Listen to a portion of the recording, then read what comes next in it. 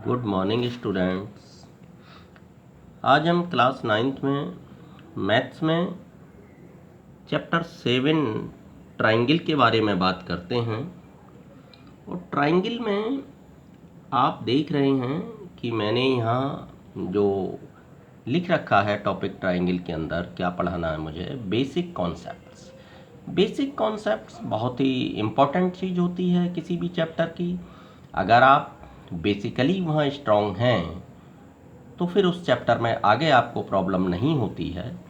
और इसीलिए मैं ये कहता हूँ कि अगर मैं बता रहा हूँ किसी चैप्टर में आपको बेसिक कॉन्सेप्ट्स, तो आप उन्हें ध्यान से समझिएगा, बिल्कुल केयरलेस ना हो, क्योंकि जब आप ये चीज़ ध्यान से समझ लेंगे तो आगे चैप्टर को समझना आपके लिए इजी हो जाएगा। तो चलिए मैं बताता हूँ। अब चैप्टर है ये ट्राइंगल। ट्राइंगल जैसा कि इसके नाम से जाहिर है, देखिए मोनो जहाँ यूज होता है वो सिंगल के लिए होता है, बाई टू के लिए होता है, जैसे बाई साइकिल, दो पहिए हैं, साइकिल पहिया। ट्राई साइकिल, तीन पहिए वाला, जैसे रिक्शा। तो आप समझ रहे हैं, ट्राई एंगल, तीन एंगल जिसके अंदर हैं, आप देख रहे हैं यहाँ ये तीन angle, A angle, B angle, C. तो यहाँ तीन एंगल्स हैं, तो इसको हम कहते हैं ट्राइंगल। एक ऐसी शेप जिसमें ये तीन एंगल बन रहे हैं, ट्राइंगल बोलेंगे हम। तो इसमें मैं बता दूं, सबसे पहले मैं बात करता हूं कि इसके कितने पार्ट्स होते हैं। तो इसके देखिए, अभी मैंने आपको बताया कि तीन एंगल होते हैं इसके अंदर। Internal angle A B C, तीन एंगल हैं, और तीन ही इसकी साइड हैं। एक side A B, side B C, side C A. देख रहे हैं ये साइड्स ए बी सी और सी ए। तो तीन साइड और तीन इसके एंगल, तो 6 पार्ट्स होते हैं इस तरीके से ट्राइंगल में। तो ये आपको क्लियर होना चाहिए कि ट्राइंगल के कितने पार्ट्स होते हैं। जैसे आपके बॉडी पार्ट्स हाथ कान नाक इस तरह से होते हैं, तो इस तरह से ट्राइंगल के भी 6 पार्ट्स हैं, जिसमें तीन साइड्स हैं। और साइड के नेमिंग आप देख पा रहे हैं, ट्राइंगल ए बी सी में ए बी साइड हो गई है, बी सी ये दूसरी साइड है, सी ए एक साइड ये है। सी ए या ए सी आप कुछ भी कह सकते हैं इसको। तो और ए एंगल, एंगल बी और एंगल सी, तीन इसके एंगल हैं। तो 6 पार्ट्स हैं। एक वर्ड यूज होता है CPCT, corresponding parts of congruent triangle. तो अगर आपको पार्ट्स नहीं पता होंगे तो आप CPCT का गलत यूज करेंगे। तो क्लियर हो गए आपको 6 पार्ट्स इसके। अब आता है कॉन्ग्रुएंस ऑफ ट्राइंगल्स। तो मैं बात करता हूँ कि कॉन्ग्रुएंसी क्या होती है। एक वर्ड आता है कॉन्ग्रुएंसी इसमें ट्राइंगल्स के केस में, एक आता है सिमिलरिटी।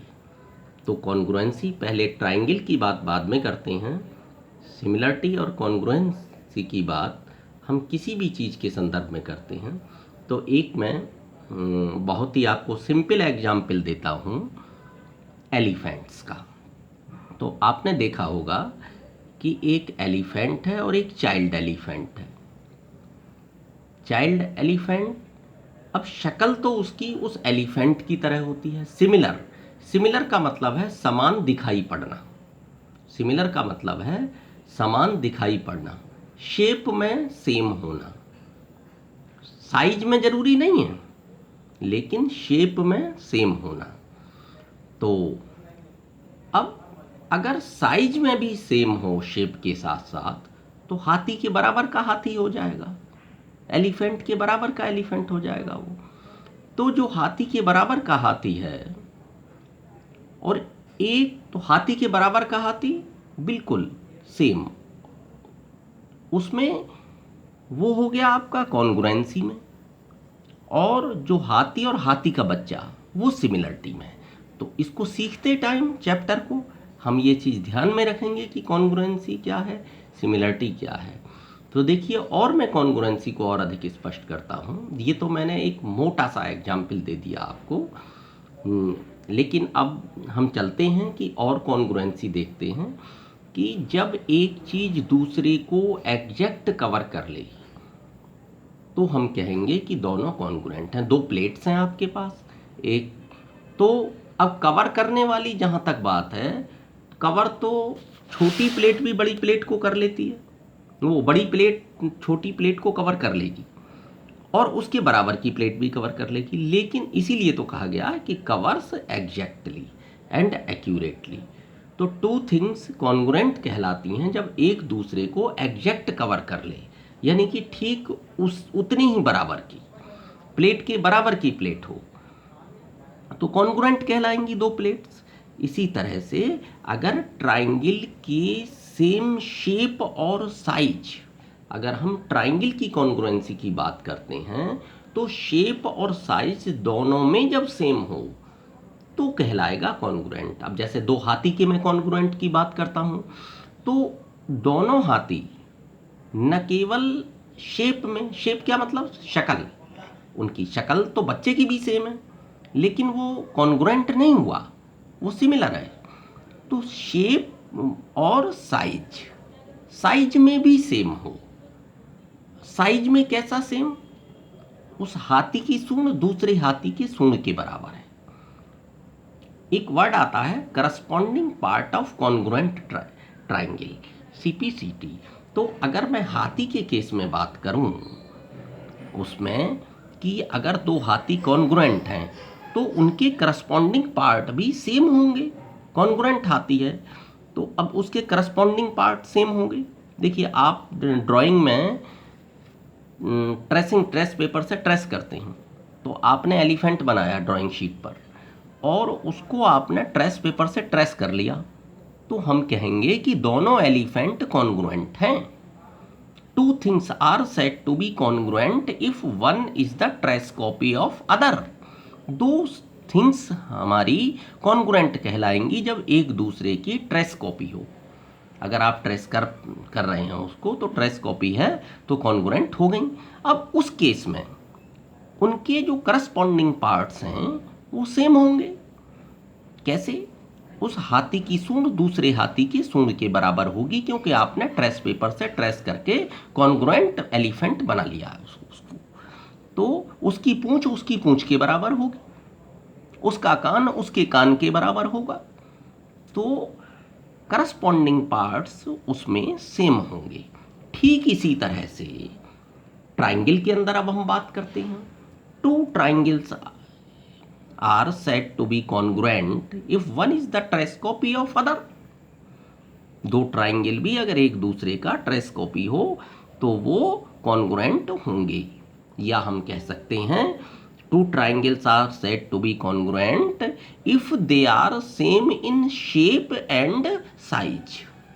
शेप और साइज दोनों में अगर सेम हैं तो वे कॉन्ग्रुएंट होंगे। तो ये तो कॉन्ग्रुएंट का कॉन्सेप्ट हो गया।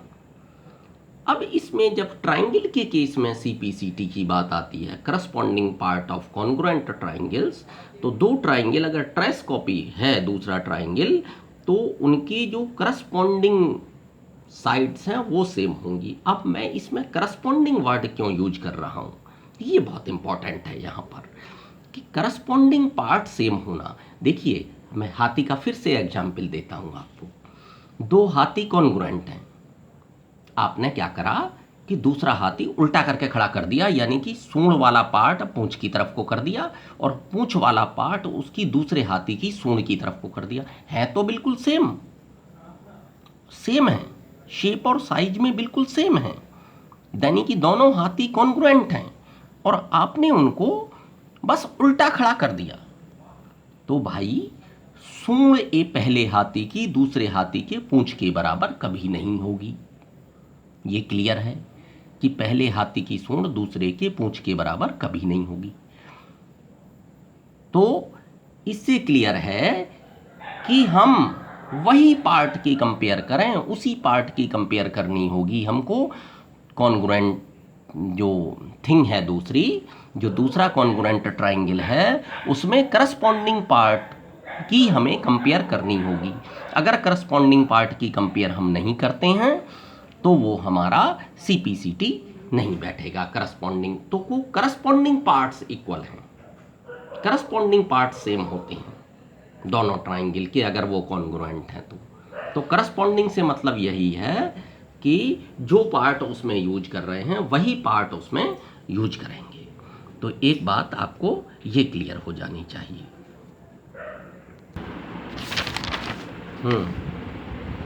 तो स्टूडेंट्स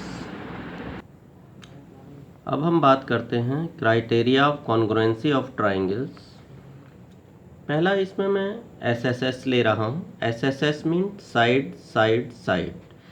एक ट्राइंगल की तीनों साइड दूसरे की करस्पॉन्डिंग साइड्स के इक्वल हों तो दोनों ट्राइंगल कॉन्ग्रुएंट होंगे। कैसे? ट्राइंगल ABC में देख रहे हैं आप AB, और ये DEF में DE। AB साइड इक्वल है DE के, BC इक्वल है EF के, और जो CA इक्वल है FD, या अगर AC लेंगे तो DF आ जाएगा।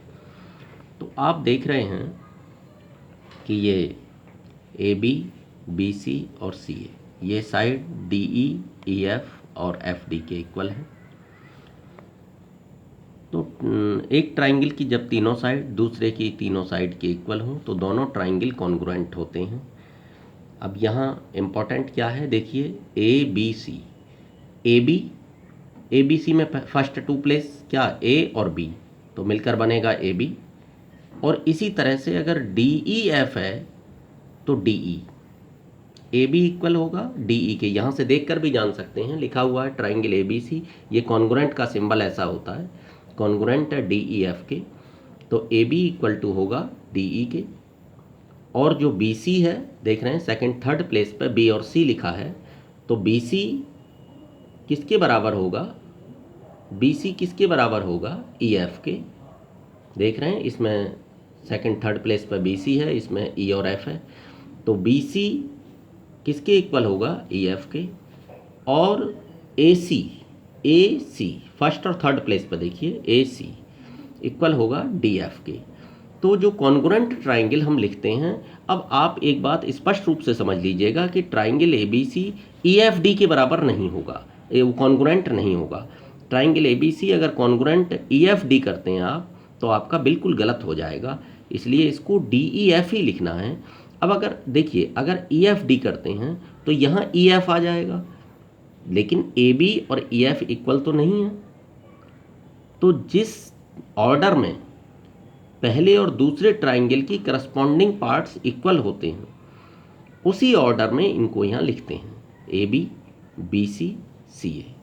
देख रहे हैं, तो बिल्कुल सेम वो मैच करनी चाहिए चीज़ें। तो बहुत ही सिंपल है, एक ट्राइंगल की तीनों साइड दूसरे की तीनों करस्पॉन्डिंग साइड्स के इक्वल हों तो दोनों ट्राइंगल कॉन्ग्रुएंट होते हैं। दूसरा है SAS, ये क्राइटेरियाज हैं, यानी कि 6 पार्ट्स होते हैं। कोई भी 3 पार्ट अगर इक्वल हो जाते हैं, लेकिन कोई भी 3 नहीं, जो क्राइटेरिया में आते हैं वो, और ये 3 पार्ट अगर इक्वल हो जाते हैं तो हम इनको कॉन्ग्रुएंट मान लेते हैं कि दोनों कॉन्ग्रुएंट हैं।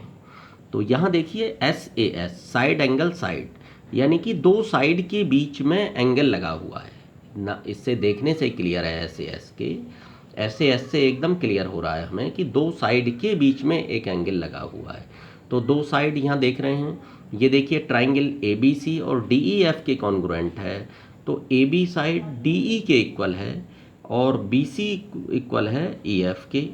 देखिए सिंगल निशान वाली सिंगल निशान के बराबर है, और डबल जिसमें सिंबल लगा हुआ है वो डबल वाले सिंबल के इक्वल साइड है। ये चीज़ ध्यान देने वाली बात है, ये मैंने एक पहचान के लिए बनाई हुई है, और आगे पूरे चैप्टर में जब मैं क्वेश्चन सोल्व करूँगा तो ऐसे ही साइन लगा के चलूँगा, उससे आपका दिमाग तेज़ी से काम करेगा कि कौन किसके इक्वल है। तो क्लियर है, सिंगल वाला सिंगल के और डबल वाला डबल के, AB इक्वल है DE के और BC इक्वल है EF के, और जो एंगल B है वो इक्वल है एंगल E के।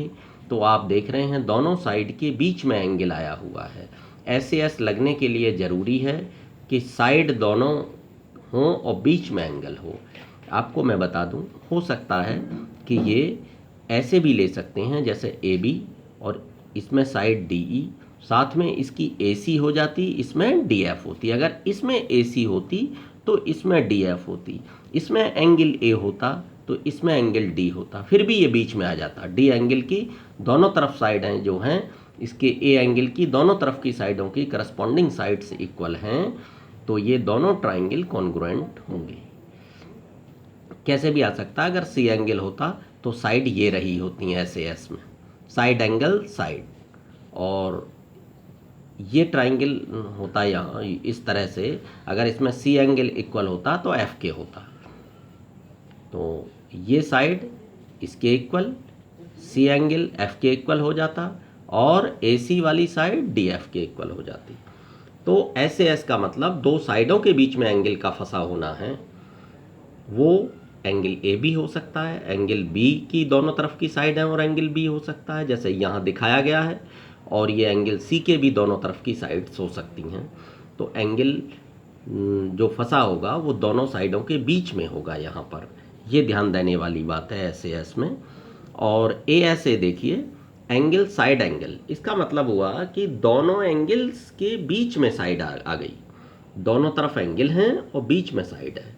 ASA, angle A angle D के बराबर है, AB DE के बराबर साइड हो गई, साइड AB साइड DE के बराबर है, एंगल B एंगल E के बराबर है। तो देख रहे हैं ना, एंगल साइड कौन सी है? AB, एंगल A बराबर है एंगल D के, और जो AB साइड है वो इक्वल है DE के, और जो एंगल B इक्वल है वो एंगल E के इक्वल है। तो साइड एंगल साइड, यहाँ पर भी देख लीजिए साइड एंगल साइड, तो क्लियर है कि दोनों ट्राइंगल कॉन्ग्रुएंट हो गए, क्राइटेरिया पास हो गया। वो एंगल साइड एंगल, ये दोनों एंगल हैं और बीच में साइड है, तो एंगल साइड एंगल का क्राइटेरिया यहाँ पास हो रहा है, इसलिए दोनों ट्राइंगल कॉन्ग्रुएंट हैं। अब एंगल साइड एंगल तो ऐसे भी हो सकता था कि ये दोनों एंगल होते B और C, और बीच में साइड होती, यहाँ B एंगल E के बराबर होता। देखिए अब मैं इसको थोड़ा सा रफली यूज कर रहा हूँ इस तरीके से, जैसे ये हो, सपोज कीजिए ये एंगल है इस एंगल के बराबर, ये एंगल है डबल वाला इस एंगल के बराबर। देखिए ये सिंगल वाला सिंगल के और डबल वाला डबल के, और बीच में ये साइड इस साइड के इक्वल हो जाती, ये हो जाती ना, तब भी ये एंगल साइड ये वाली हो गई, ये साइड हो गई, ये एंगल हो गए दोनों, और ये दोनों एंगल और ये साइड हो गई। तो हो सकता है कि वो एंगल साइड एंगल ऐसे हो, कहीं पर भी हो। एंगल साइड एंगल का मतलब है कि दोनों तरफ एंगल होंगे साइड के जो दोनों सिरों पर एंगल बन रहे हैं वो इक्वल होने चाहिए।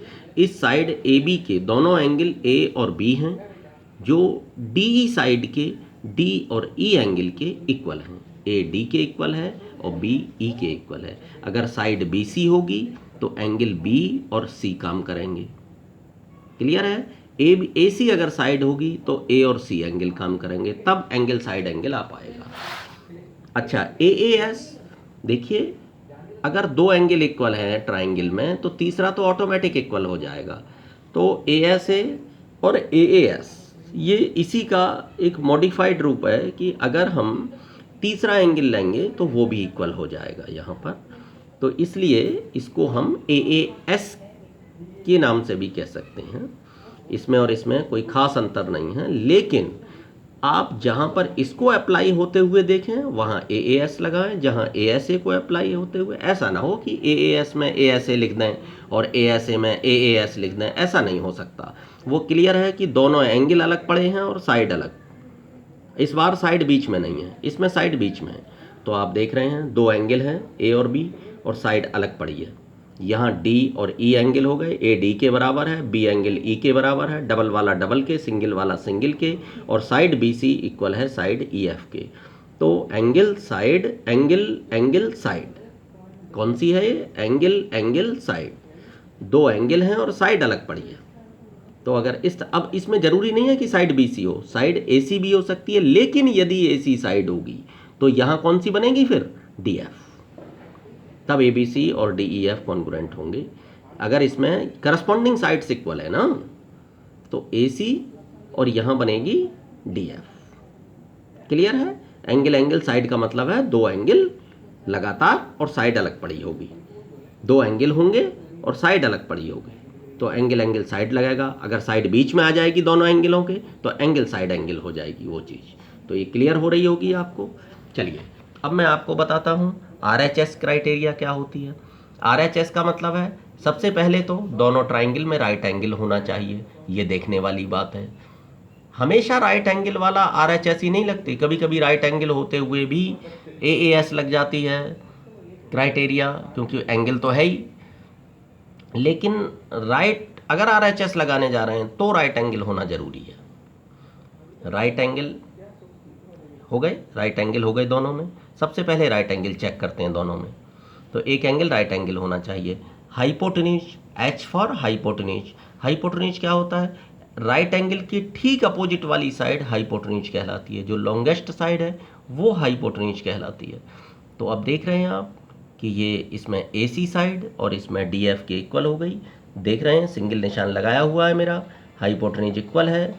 और S means side, right angle hypotenuse and A side, ये चीज़ इक्वल होनी चाहिए। क्लियर है? फिर से समझिए, right angle hypotenuse and A side, right angle दोनों के इक्वल हैं, हाइपोटेन्यूज दोनों के इक्वल हैं, एक साइड इसमें BC इसमें EF इक्वल है। हो सकता है ये साइड इसकी AB और इसकी DE भी हो सकती है। क्लियर है ना? अगर इसकी साइड AB तो इसकी आएगी DE, जो करस्पॉन्डिंग साइड हैं वो इक्वल होनी चाहिए। तो RHS का मतलब है राइट एंगल होगा, हाइपोटेन्यूज होगा और एक साइड होगा। ये जब क्राइटेरिया पास हो रही हो तो RHS क्राइटेरिया हो गई। राइट एंगल होना चाहिए, साथ साथ हाइपोटेन्यूज इक्वल होना चाहिए, कोई अदर साइड नहीं, और बची हुई 2 साइडों में से कोई एक साइड इसकी और करस्पॉन्डिंग साइड उसकी। करस्पॉन्डिंग का मतलब है जब जैसे ABC ट्राइंगल है तो इसमें BC साइड आ गई तो DEF में EF आ जाएगी। और इनका नेम देख करके हम यहाँ से देख रहे हैं, देखो जैसे मैंने यहाँ लिखा है, इससे भी पहचानने में आसानी होती है। अगर इसमें साइड BC हो गई तो इसमें EF आ जाएगी, इसमें साइड AB हो गई पहले 2, इसमें DE आ जाएगी, इसमें AC हो गई फर्स्ट और थर्ड नंबर का अगर ये लेंगे हम लेटर, और इसमें भी फर्स्ट और थर्ड लेटर आएगा, इसमें DF हो जाएगी। ऐसे ही एंगलों का है, अगर इसमें बीच वाला B आया तो इसमें E इक्वल होगा, तब ये कॉन्ग्रुएंट कहलाते हैं। तो स्टूडेंट्स ये हमारे ट्राइंगल में ये बेसिक कॉन्सेप्ट थे जो आपको अब क्लियर हो गए होंगे। Thank you, have a nice day. और बेटा इसको जो मैं आपको दिखा रहा हूँ, इनको आप लिख लेना, ये नोटबुक में लिख लेना, फिर आप पूछेंगे कि इनको नोटबुक में लिखना है या नहीं। जो मैंने बताया है पूरे वीडियो को ध्यान से सुनना है, समझना है हर चीज़ को, और इसको लिख लेना, criteria of congruency of triangle, ये बहुत ज़रूरी हैं, और ऐसे ही सिंबल इसमें लगा लेना। क्लियर हो रहा है आपको? देखो मैं इसीलिए स्टेप वाइज दिखा रहा हूँ ताकि आपको लिखने में आसानी हो। और उसके बाद पहले आपको ये क्लियर हो गए होंगे, उसके बाद आप इनको देखें।